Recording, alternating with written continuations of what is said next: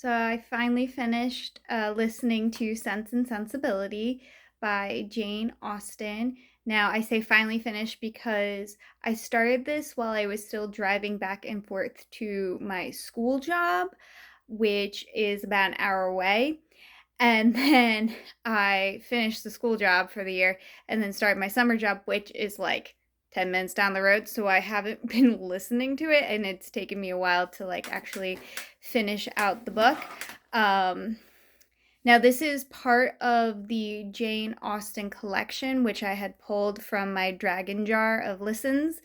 And I think because I'm not driving back and forth to the school job anymore, I am going to put the Jane Austen collection back into the Dragon Jar, and then we'll pull when I start going back and forth to that job, and because that's when I get more of my audio book listening done. So I think that's what I'm gonna do with that. Anyway, so if you haven't listened or read Sense and Sensibility like I have, because I didn't have to read it in school, you wouldn't know that's about two sisters. So Elinor and Marianne Dashwood, with their mother and their younger sister, um, ultimately have to leave their home after their father dies because their half brother inherits the home and his wife doesn't really want them there. But while they are still there with their half brother and his wife, Eleanor meets the sister-in-law Fanny's brother, Edward Ferris. And they kind of have a connection, some romantic-ishness is going on. And ultimately, Fanny's like, no, my mother has something a lot higher planned for my brother. And so Mrs. Dashwood's like, okay, we're gonna leave. So they leave, but they still kind of are like, but he'll follow. He still likes her. He'll come visit in our new place. Now, while they're in their new place, Marianne has two suitors that are kind of attracted to her. Colonel Brandon, who she is like, no, he's already been married before, and he's old. He's 36, which I guess at that time is old, especially since she's like 17, 16, 17 at the time. So like, okay, yeah, age gap. So she's like, no. And then John, yeah, John Willoughby, who she ultimately connects with through music. And so they flirt, I guess, in the way that they flirted back in the time of Pride and Prejudice. I think it's Regency era. Um, so they flirt and they like almost get engaged, but not quite. And then John has to go back to London for business. And so eventually Elinor and Marianne also end up going to London for to visit with Miss Jennings or something like that. And they at that time both find out that Edward is engaged to Lucy Steele through Lucy Steele, which has been a secret the whole time. And then John Willoughby has been got engaged to some wealthy girl. I don't think I'm spoiling this because this book has been out for so long. And if you haven't read it by now or watched the movies, that's on you, just like it was on me. So, of course, Elinor is the sensible one of the two. She just is like, okay, I accept this. I'm not going to get involved.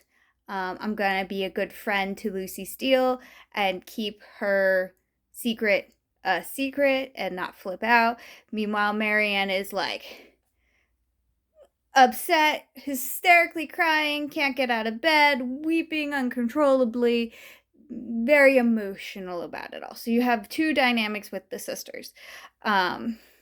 Ultimately, though, Marianne does find out about Edward's secret engagement. Elinor was kind of keeping that a secret from her as she was dealing with her own grief.